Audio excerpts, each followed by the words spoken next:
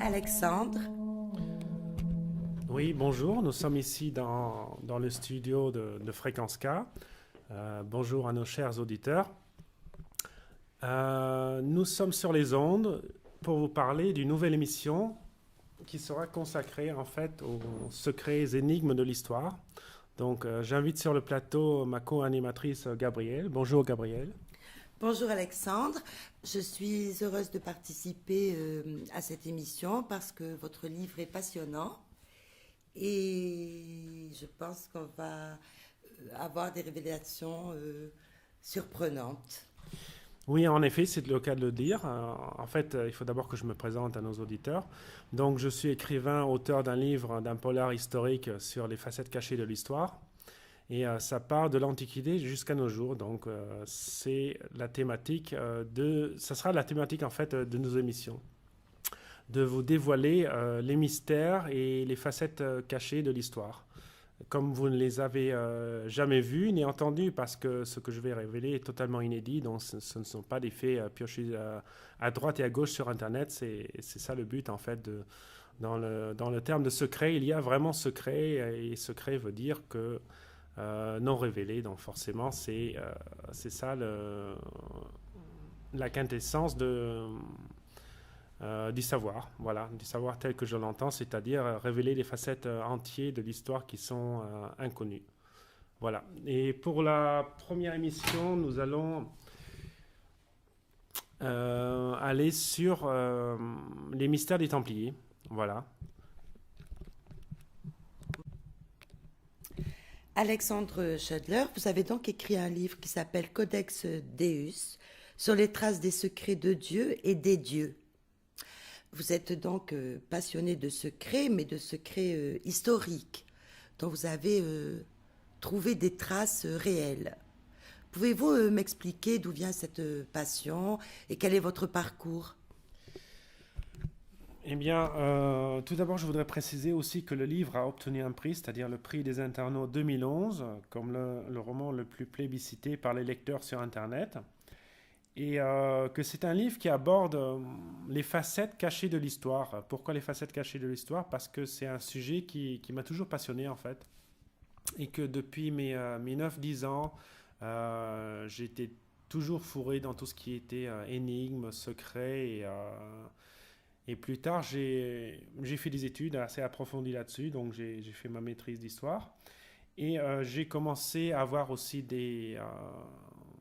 comment dirais-je, des impulsions qui allaient m'amener à écrire ce livre parce qu'à l'origine, ce sont des faits que j'ai vécu moi-même, que j'ai aussi mis dans mon livre. Donc il y a un certain point biographique dans mon roman, même si c'est un roman d'aventure historique et entre le polar, le thriller et le roman, il y a quand même des éléments autobiographiques parce que les choses que je relate, je les ai vécues.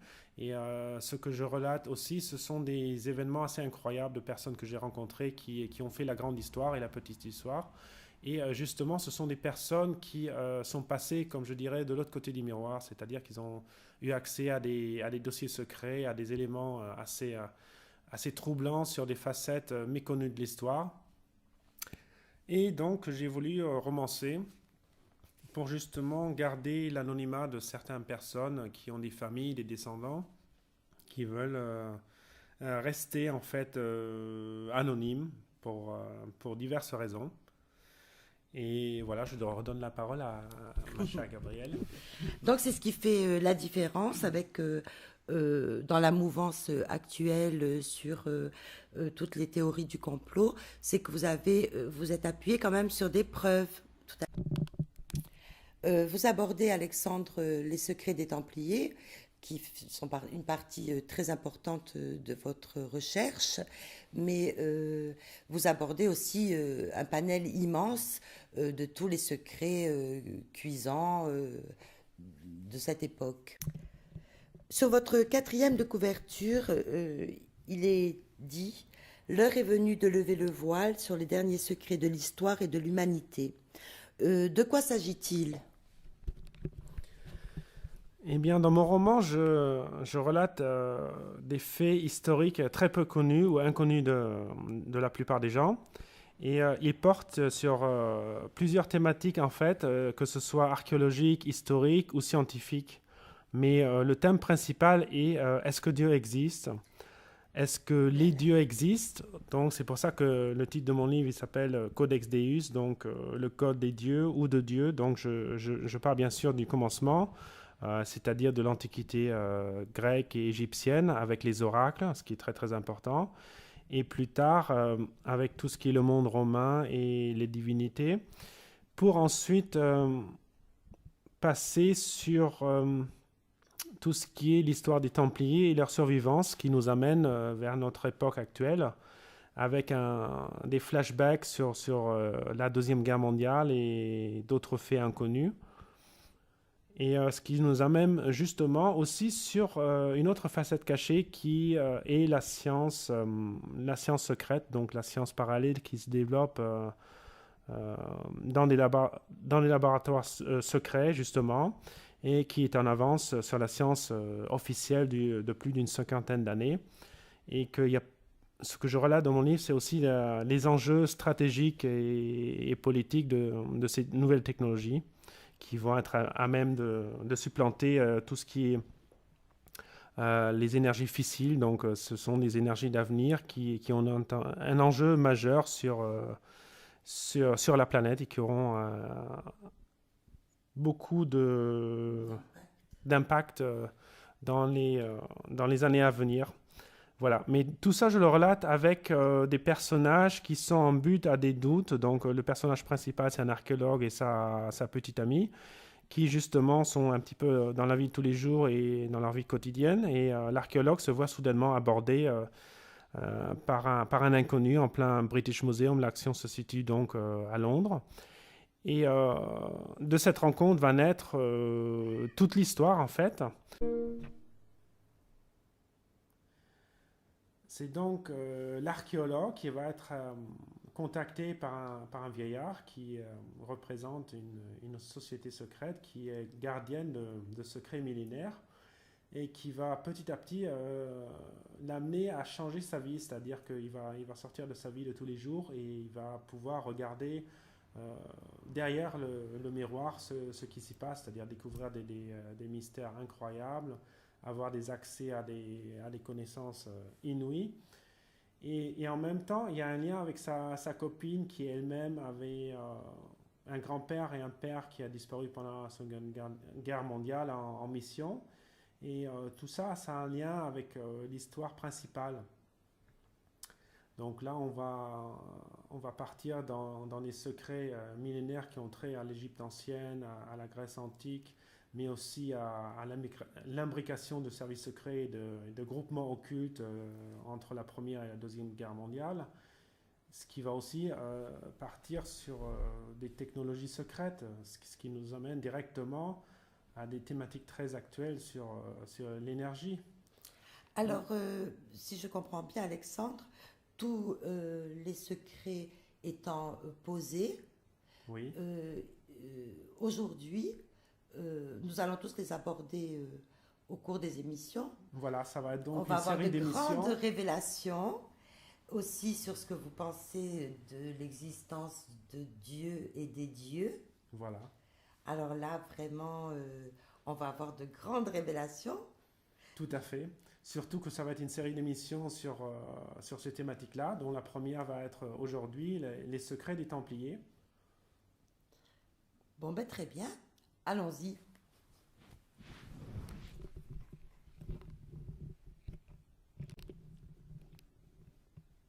Alors Alexandre, qui sont ces Templiers? Posez-nous le cadre historique et parlez-nous d'eux depuis leur début.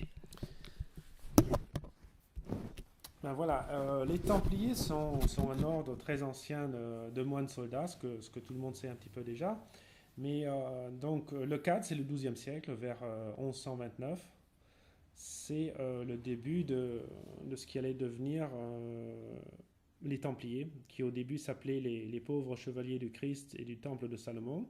Donc c'était neuf nobles de petite noblesse, qu'il faut préciser, donc ce n'étaient pas des nobles qui avaient beaucoup de fortune, et qui s'étaient donné pour mission d'escorter les pèlerins en Terre Sainte, mais ils avaient déjà derrière la tête quelque chose d'autre, c'est-à-dire bien sûr d'amasser un petit peu d'argent pour se refaire une plus grande fortune, il faut bien le dire. Mais aussi, ils avaient une croyance qu'il fallait protéger les chrétiens en Terre Sainte et aussi, par là même, retrouver la trace de certains reliques qui ont été perdus à travers les siècles, à savoir le Graal et l'Arche d'Alliance. Bien sûr, officiellement, ça n'est pas dit parce que ça s'est dit beaucoup plus tard dans ce qui allait devenir le premier cercle, donc le cercle secret des Templiers. C'est là où il dit la vocation de l'ordre des Templiers, ce qui n'est pas dit à l'extérieur. Pour les gens extérieurs, c'était juste une milice de moines soldats au service plus tard de l'Église, parce qu'il faut savoir qu'au début, ils n'avaient pas d'accréditation de l'Église, donc pas d'autorisation, c'était juste une milice privée qui allait sur les routes de la Terre Sainte aider les pèlerins à arriver sains et saufs. Voilà. Mais dites-nous, Alexandre, quelques mots sur l'Arche d'Alliance. Eh bien, l'Arche d'Alliance, bon, on le retrouve la trace dans la Bible, c'est une arche qui a été construite, bon, j'en parle longuement dans mon livre, qu'on dit construite par les Hébreux, mais ce n'est pas tout à fait vrai puisqu'elle est déjà existante et on retrouve la trace, donc il y a la preuve matérielle, archéologique, on la retrouve la trace au temple de Karnak, qu'elle a été déjà construite avant l'arrivée des Hébreux en Égypte. Donc c'est une révélation que je fais dans mon livre et que plus tard les Hébreux l'ont modifiée pour leur culte et que c'est une arche qui a été destinée plus tard à recueillir les 10 commandements de Dieu. Donc c'est par cette arche qu'a été signé le pacte avec Dieu. Donc les Hébreux avec Dieu, donc le pacte comme quoi il serait le nouveau peuple élu. Voilà. Mais à l'origine, ce n'était pas une arche qui a été construite par les Hébreux, c'est un petit peu le secret derrière l'arche. C'est ce que je révèle dans mon livre, preuve à l'appui, avec des fouilles archéologiques, etc. etc. Donc ça va très très loin. Et justement, cette arche a traversé les siècles, donc elle a été volée, elle a été presque détruite, elle a été cachée. Donc il y a énormément d'histoires qui se trament autour de cette arche et c'était justement le but des Templiers de la recouvrir, euh, avec le but final quand même de le récupérer pour la chrétienté parce que c'était un symbole de grand pouvoir. Il y a pas mal de pouvoirs extraordinaires qui sont liés à cette arche. Donc je Qu'est-ce relate. qu'on lui attribue comme pouvoir Eh à bien l'Arche d'Alliance? moi ce qui m'a intéressé dans l'arche, c'est Dès mon plus jeune âge, en fait, je voyais qu'il y avait pas mal de choses qui sont assez fantastiques, qui sont relatées avec l'arche, mais dont on peut carrément, dont on peut apporter la preuve scientifiquement, puisque certains phénomènes qui sont reliés à l'arche sont démontrables d'un point de vue physique. Donc c'est Ah, ça un petit peu. quelles sont-elles? Ben, je vais y venir. En fait, c'est des pouvoirs électromagnétiques et électrostatiques. Voilà. C'est ces pouvoirs-là qui sont assez extraordinaires. Et tous les éléments qui ont été amenés à être inclus dans l'arche, on le voit lorsqu'on énumère la liste réelle des éléments, parce qu'il y a aussi des fausses listes et des fausses traductions à travers les siècles. Il y a aussi des mesures qui sont des fois fausses, parce qu'il faut savoir que les coudées de l'Antiquité n'étaient pas les mêmes qu'on soit en Judée ou qu'on soit en Samarie ou carrément en Égypte. Donc c'est les autres coudées, c'est un petit peu là où tous les livres sur l'Arche d'Alliance vont dans le mur, c'est qu'ils y vont de manière moderne, donc on ne peut pas aborder ça de façon avec des mesures modernes, donc on se trompe. Et là, c'est crucial, parce que si on n'a pas les bonnes mesures, on n'a pas les fonctions de l'arche. Parce qu'il faut savoir que... Et comment, excusez-moi, comment vous pensez comment avez-vous su que l'Arche d'Alliance avait des propriétés électromagnétiques, ou quelles ont été vos sources? Mes sources ont été nombreuses. D'abord, j'ai commencé à l'âge de 9-10 ans, lorsque j'ai lu pas mal de choses là-dessus. Bon, mais pour moi, c'est toujours resté un petit peu un mythe, hein, jusqu'à d'autres choses qui m'ont fait que j'étais tout proche de percer tous ces secrets. Et plus tard, lorsque je me suis mis à travailler ça de façon historique, j'ai vu que tout ce qui est entré dans la réalisation de l'arche était conducteur. Donc ce sont des matériaux conducteurs. Donc il y avait des propriétés conductrices assez importantes. Donc ça serait une sorte de dynamo assez conséquente. Voilà. D'ailleurs, preuve en est que dans les années 60, une université américaine, avec l'aide des services secrets, a fait une réplique de l'arche à l'identique, et qu'il y a une coupure de courant à l'université, ce qui a fait une coupure monstre aussi dans la ville. Donc plus tard, cette réplique de l'arche a été mise sous protection parce qu'elle était carrément dangereuse.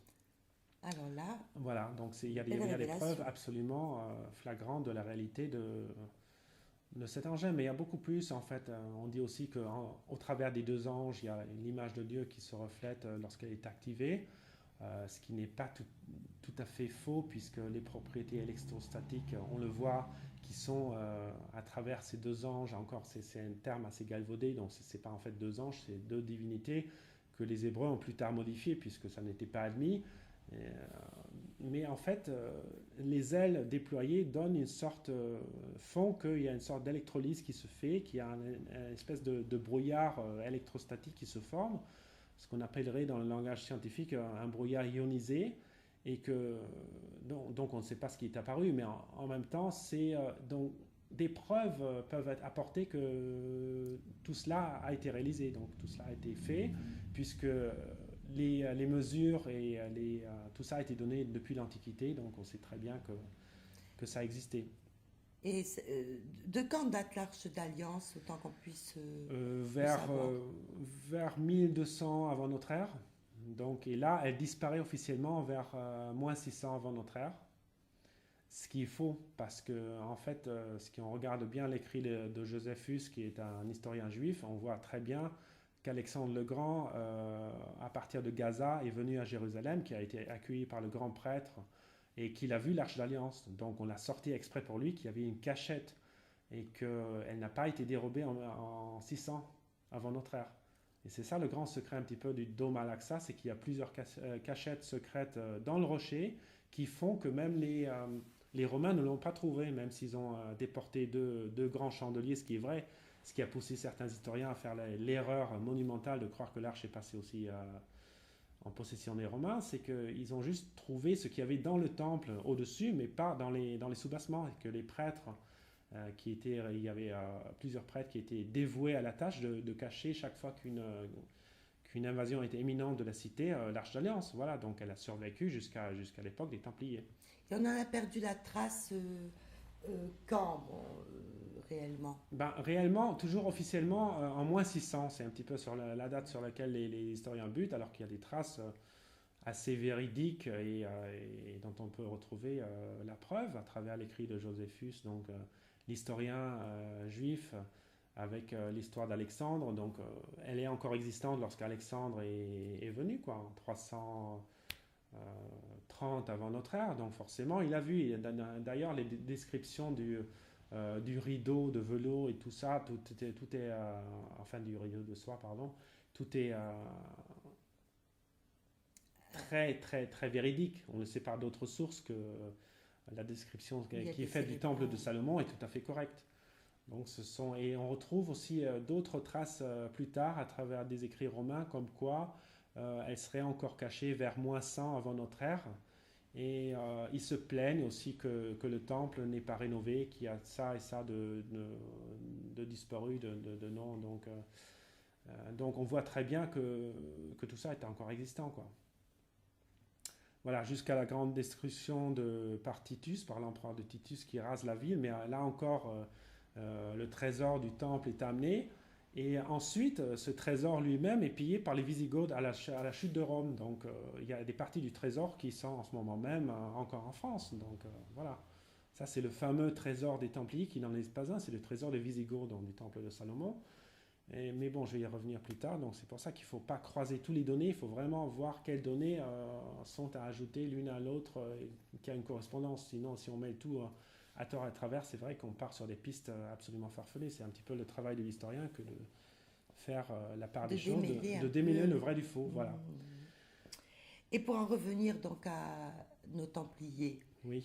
ils étaient au nombre de 9. Voilà les 9 membres fondateurs des Templiers auxquels vont s'ajouter 2 autres, puis ensuite plus tard 3, 4 autres. Donc dans les premiers vingtaines d'années, ça n'était en fait que 20 ou 25 Templiers auxquels vont s'ajouter plus tard des suivants des Templiers qui sont juste des écuyers, qui ne sont pas des Templiers, qui sont là pour justement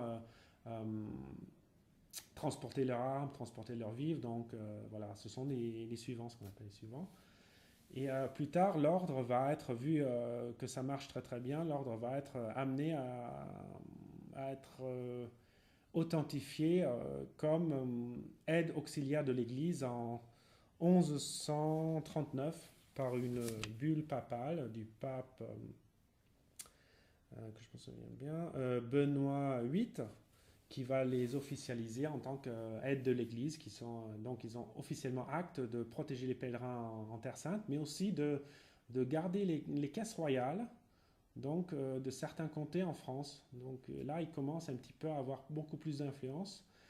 Et aussi, ils commencent à établir une sorte de système bancaire à travers les régions de France. Donc, ils sont payés parce qu'ils prennent quand même des droits de passage. Et ils commencent à amasser pas mal d'argent. Donc, ils commencent aussi à établir certaines commanderies un peu partout en France. Et l'essor vient de là, en fait. C'est du droit de passage et plus tard du droit de prélever des taxes, vu qu'ils se sont vus octroyer des terres par l'Église et par le roi de France pour justement protéger certains comtés de France contre des brigands. Donc on assiste là carrément à la naissance d'une milice aussi bien royale mais aussi papale. Voilà. Mais ils n'oublient pas ce qui était leur dévouement premier, c'est-à-dire d'aller chercher les reliques, ce qui est toujours aujourd'hui remis en cause parce qu'on dit on ne trouve pas dans les documents officiels, mais il faut savoir qu'il y a plusieurs strates de documents officiels. Il y a les Templiers tels que les autres les voient de d'or, et puis il y a l'ordre premier qui est ceux des chefs, des grands maîtres Templiers qui, eux, savent vraiment la vocation de l'ordre, ce qui n'a jamais été seulement de guerroyer, d'aider la chrétienté, mais justement d'aller retrouver ces fameuses reliques. Voilà. Oui, puis c'était un ordre à vocation spirituelle. Oui, tout à fait, il faut le rappeler. Donc, ils étaient dans les ordres monastiques, mais ils avaient une morale assez libre. Donc, ils étaient beaucoup plus libérés que les ecclésiastiques, parce que quand même, ils menaient une vie assez spartiate. Donc, voilà, ils étaient amenés à voyager pas mal de temps et ils n'avaient pas d'ordre aussi rigoureux comme dans la vie monastique. Donc, même s'ils étaient des moines, c'était des moines soldats. Et par le biais de certaines connexions qu'ils avaient, ils ont eu des plans assez anciens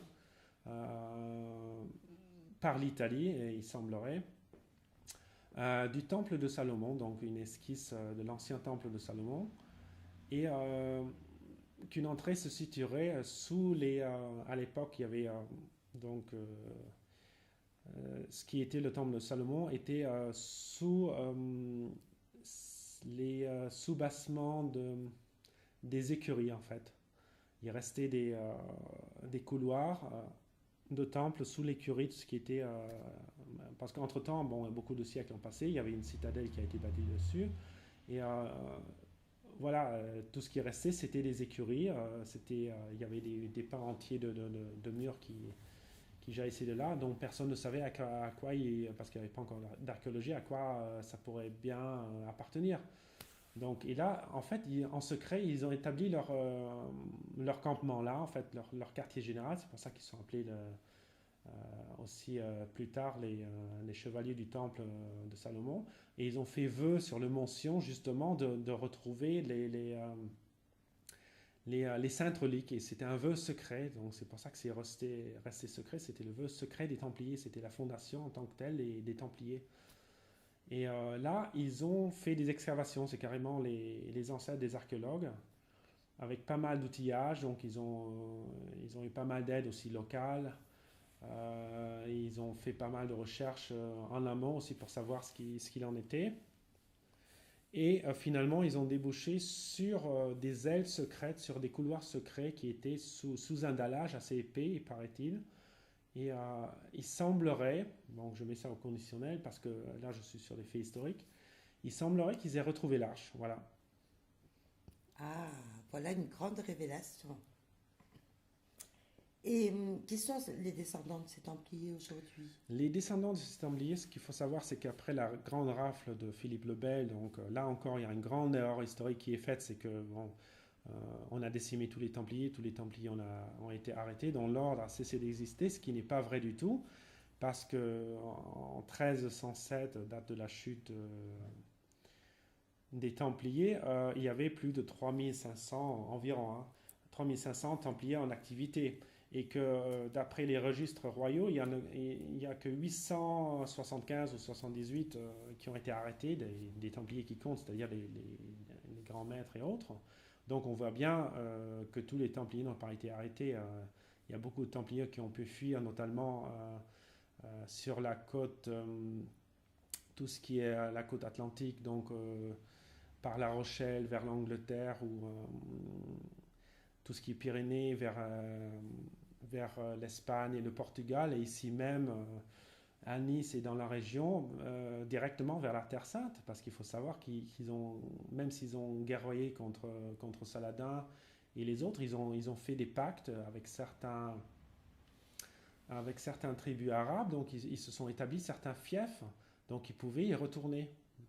Et à cette époque-là, il y avait pas mal de transports maritimes entre tout ce qui est Marseille et Nice vers la Terre Sainte.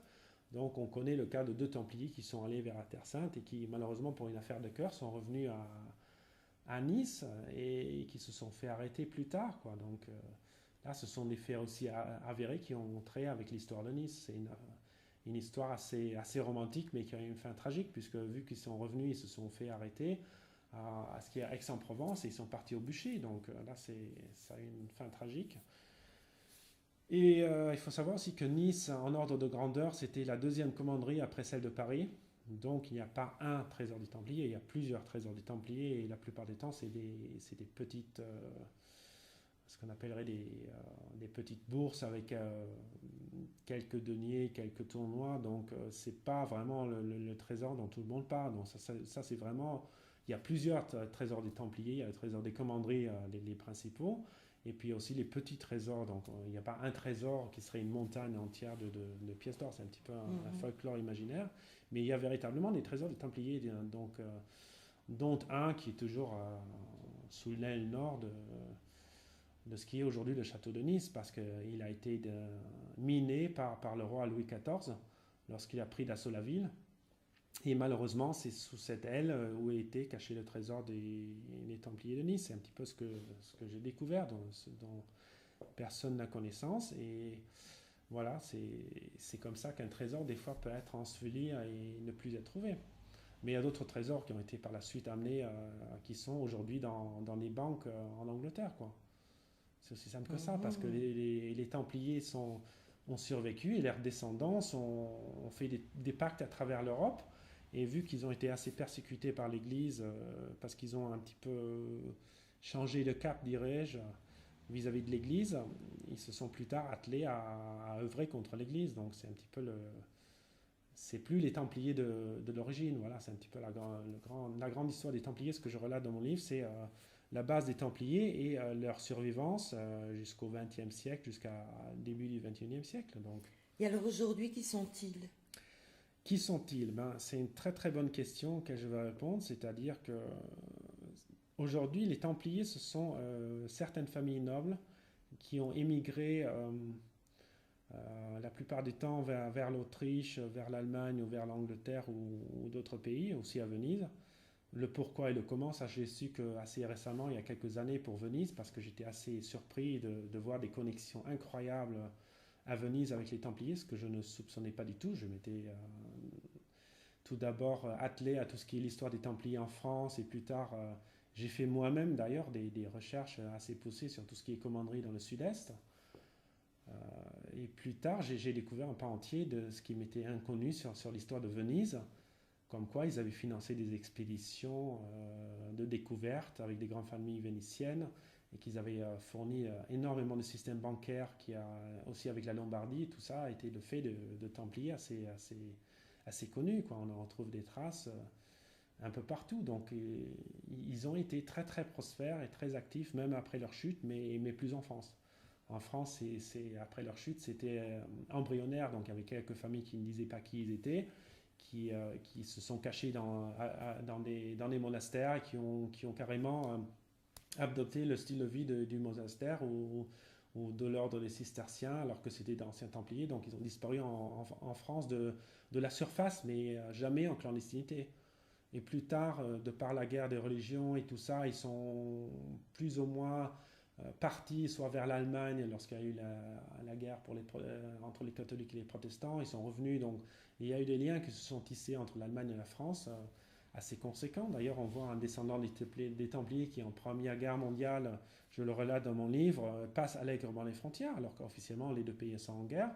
Et lui, il passe les frontières sans problème, quoi. Vous avez des Allemands et des Templiers français qui dialoguent et qui font des plans alors que les deux pays sont en guerre, ce qui veut absolument dire qu'il y a une espèce de multinationalité des Templiers qui subsiste encore de nos jours. Et aujourd'hui, les nouveaux Templiers, mais il est vrai, hein, il faut préciser qu'il y a quand même 200 groupuscules qui se disent des Templiers, qui ne sont pas les vrais Templiers, mais qui, bon, pour certains appliquent les ordres des Templiers, mais qui ne sont pas des descendants des Templiers, ne sont pas véritablement des Templiers au sens historique du terme.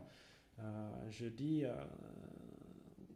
que pour être un Templier historique, il faut avoir le légat, c'est-à-dire le légat du grand maître, c'est-à-dire ce qui fait l'appartenance au Templier d'origine, c'est-à-dire